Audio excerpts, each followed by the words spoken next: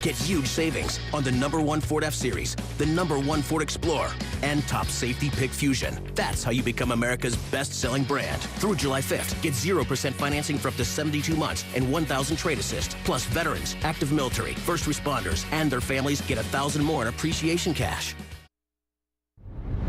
A painful homecoming. Today they let everybody go in for 10 minutes to look at it. Days after deadly fire tore through D.C. apartments. An active cyber attack shutting down our systems. She called me and said surgery was canceled because the computers were down. The targets and the investigation. Only on 7, she saw danger and ran toward it. I have responsibility here. I need to do something. The training that helped this teen save a life. Now, ABC 7 News at 11, on your side. First tonight, we are getting new video of a tragic fire that ripped through a Northwest apartment over the weekend. A resident sharing this with ABC 7 as families were allowed to return to a truly heartbreaking scene. Dozens of apartment units unlivable tonight. Our Jay Korf is joining us live at the scene right now. And Jay, these people getting just moments at home and really not much for them to grab. Yeah, indeed, Jonathan. Tonight, families had only 10 minutes to go inside, try to salvage something from this gutted mess after fire ripped through this apartment complex. 10 minutes. As the sky streams through what's left of the rolling terrace apartments. That's all I can see. Everything gone. Rosemary Eduse and her family pack all that's left of their lives into the back of a car after having only a handful of minutes to collect their belongings in their destroyed unit. It's a mess. We built it here for 26 years, everything gone. Saturday's towering fire that engulfed their apartment building on Peabody Street in Northwest ruined or soaked all they own. The family's 13-year-old daughter, Krista, spoke for her mother at one point. She says that she feels dead, like she feels like she's gone, like, you know, she has no idea what to do. She's completely confused. The whole world looks dark to her right now. That sense of hopelessness permeates this now traumatized community where more than 200 residents are displaced. As for the Aduces, a previously planned trip to Ghana remains a possibility if they can only find and restore their travel documents. If they make it there, maybe they will find solace from a place they once called home. One life was lost during this fire. A resident perished. Authorities believe that the fire may have started in or around his unit. The cause of the fire has not been determined.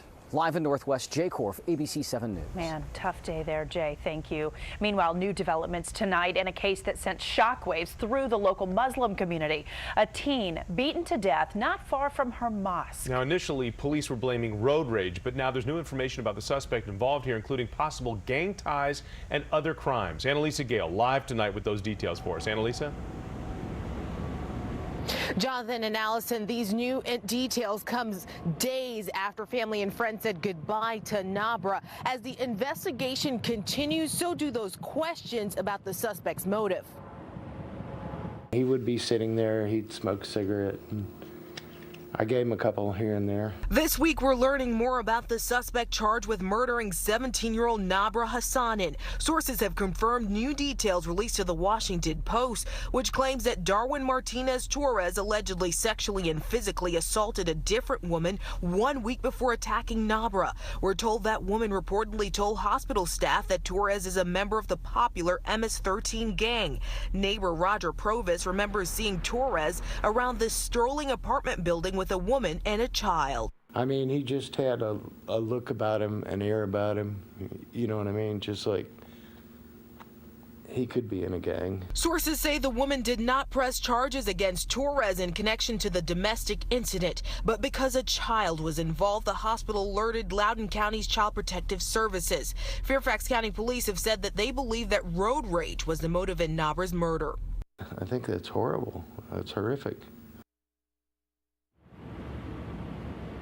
And And Jonathan and Allison, I talked to Nabra's dad this evening. He still believes that his daughter was murdered because she was Muslim.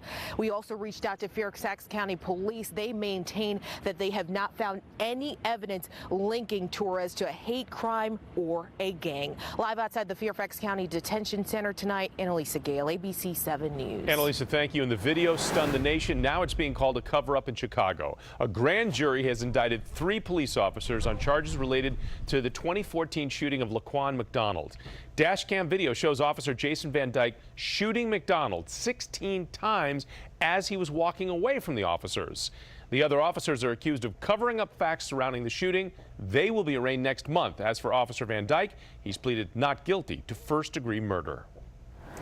I'm Nancy Chen with developing news of a massive global cyber attack freezing computers and demanding ransom. American companies, including hospitals, have been targeted in this. Surgeries even had to be canceled at one hospital in Pennsylvania after computers were frozen there. The attack hit a Washington law firm as well, which warned its lawyers as they entered the lobby. So here's what happens. A message pops up warning to